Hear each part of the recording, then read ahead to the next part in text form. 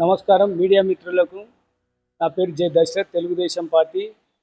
ఈరోజు రాష్ట్ర ప్రభుత్వం ఎంతో ఆర్భాటంగా ప్రకటించినటువంటి ప్రభుత్వం వివిధ రాష్ట్ర వ్యాప్తంగా రేషన్ షాపుల్లో మనిషికి 6 కిలోల చొప్పున సన్న బియ్యం మేము సప్లై చేస్తామని ఒకవైపు ప్రభుత్వం ప్రకటించింది.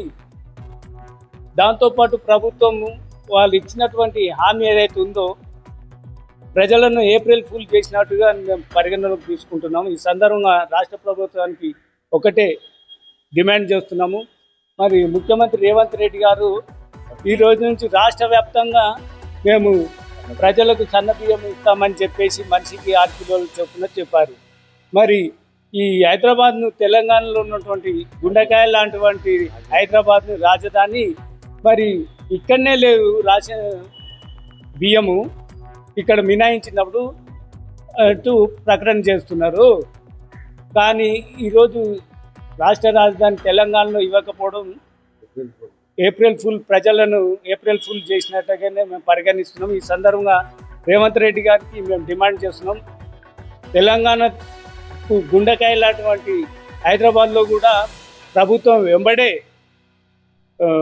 ఉచిత బియ్యం 6 కిలోల చొప్పున స్పందించి వెంబడే ఇవ్వాలని ఈ సందర్భంగా మేము ముఖ్యమంత్రి రేవంత్ రెడ్డి గారిని డిమాండ్ చేస్తున్నాము. లేని ఎడల తెలుగుదేశం పార్టీ తరఫున తీవ్ర పరిణామాలను ప్రభుత్వం ఎదుర్కోవాల్సి వస్తుంది.